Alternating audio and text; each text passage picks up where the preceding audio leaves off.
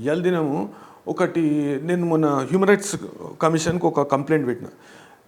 మన little flower స్కూల్లో 9th class పిల్లాడు ఒక 2వ తరగతి అమ్మాయి మీద అత్యాచార యత్నం చేస్తే దీనికి మూల కారణం ఏంది? ఒక సర్వేలో ఏం తెలియదంటే ఇండియాలో 11 సంవత్సరాల నుండి వాడు పిల్లాడు పోర్నోగ్రఫీ చూస్తాడట. 3వ స్థానంలో ఉంది ఇండియా పోర్నోగ్రఫీలో. అయితే చైల్డ్ పోర్నోగ్రఫీ అనేది పూర్తి శాతం నిషిద్ధితం భారతదేశంలో. అది యాక్సెస్ కూడా కాదు. అది బ్లాగ్లో కానీ దేనిలో కానీ మనకు వెబ్సైట్లో కానీ కొడితే చైల్డ్కి సంబంధించి ఏదైనా పోర్నోగ్రఫీ కంటెంట్ ఉన్నదంటే అది ఆడికే నీకు ఇంటూ మార్క్ వచ్చేస్తుంది. వాస్తవానికి మంచి పరిణామం అది. అయితే పిల్లలను ఎట్లా నియంత్రిస్తాం మనము చూడకుండా? ఇప్పుడు మనకు వెబ్సైట్లో ఒక ప్రకటన చేస్తారు, ఏదైనా సెక్షువల్ కంటెంట్ ఉన్న వెబ్సైట్లోకి పోతే ఆర్ యూ అబౌవ్ 18 years అని అడుగుతారు. తక్కువ కొట్టేస్తారు. గది ఒక్కటే నియంత్రణ మన దగ్గర ఉన్నది. కాకుంటే మనకు అప్పట్లో కాంగ్రెస్ ప్రభుత్వం ఉన్నప్పుడు కేంద్ర ప్రభుత్వం ఒక ప్రతిపాదన, ఒక బిల్లు పెట్టింది. ప్రతి మొబైల్ ఫోన్లో ఒక రిస్ట్రిక్టివ్ యాప్ అనేటిది పెట్టుకోవాలి. అది ఫోన్ని ఫిల్టర్ చేస్తుంది.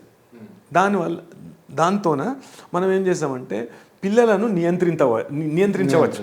అది బిల్లుగానే ఉన్నది. చట్టం కాలే. అది ఇప్పుడు అంతెందుకు క్రాంతి? మొన్న నేను హ్యూమన్ రైట్స్ కమిషన్ వేసిన. అయితే చూద్దాం హ్యూమన్ రైట్స్ కమిషన్ ఏం చెప్తుందో.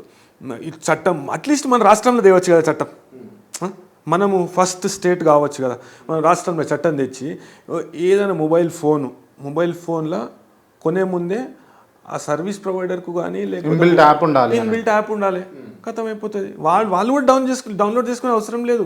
యాజ్ అ పేరెంట్స్ ఇప్పుడు మన ఇంట్లో పిల్లలు ఉంటారు, చిన్న పిల్లలు ఉంటారు. ఇప్పుడు యావరేజ్ నేషనల్ సర్వే చెప్తుంది 11 years అంటే అది తీవ్ర పరిణామాలు దారితీస్తుంది. మానసికమైన పరిమాణాలు. ఇప్పుడు సెక్షువల్ అఫెన్సెస్ ఎందుకు ఎక్కువైతున్నాయి అంటే పోర్నోగ్రఫీ వలన.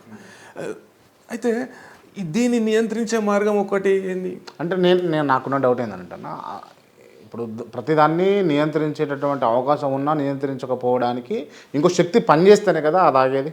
కాదు. ఇప్పుడు అయితే మనము ప్రజా సంక్షేమము ప్రభుత్వాలు ఎందుకు పనిచేస్తాయి? ప్రజా సంక్షేమం కొరకే కదా. ఎందుకు ఎన్నుకుంటాం మనం రాజకీయ నాయకులు? ఎందుకు? అదే అన్న నేను ఏమంటున్నా, ఇప్పుడు పోర్నోగ్రఫీని తీసేయాలి అని చెప్పేసి ఒకవేళ కమిటెడ్ మైండ్ తోటి సెంట్రల్ ప్రభుత్వం ఉన్నప్పటికీ సుప్రీంకోర్టు ఏమన్నదంటే పోర్నోగ్రఫీ తప్పు కాదు. ఒక అడల్ట్ పోర్నోగ్రఫీ చూడవచ్చు కొన్ని కేసెస్లో.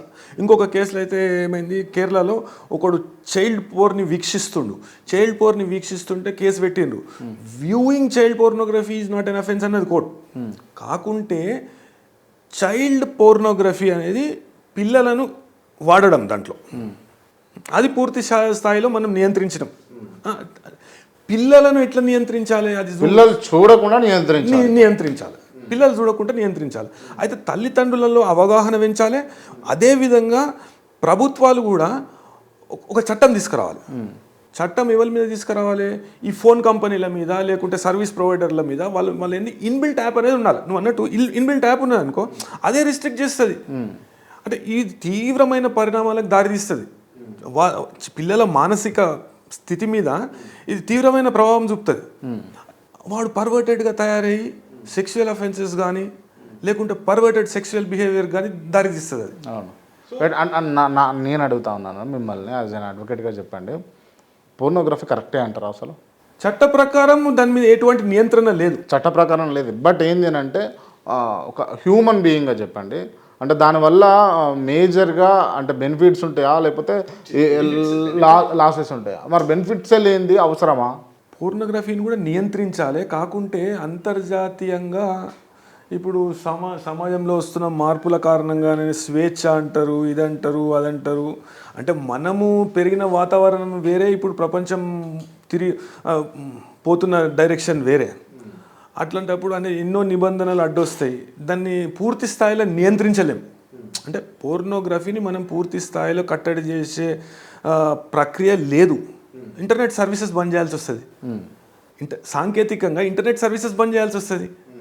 ఎట్లా నియంత్రిస్తాం ఇప్పుడు ఒక ఆండ్రాయిడ్లో కూడా కర్రలో దునియా ముట్టిమే అన్నారు కానీ అది నిజమవుతుంది కదా ఇవాళ దినం మనం ఏ ప్రపంచంలో ఏ దేశంలో ఏం జరుగుతుంది ఏ వార్తలు ఉన్నాయి అనేటివి మనం ప్రతి 5 నిమిషాల కోటి ప్రతి సెకండ్ల కోటి చూస్తున్నాం కాబట్టి అది సాధ్యం కాదు అంటే ప్రజలల్లో మానసిక పరివర్తన అనేది రావాలి అంతే తప్ప ఇక ప్రభుత్వాలు చేయాల్సింది ఏముండదు ఈ అంశంలో.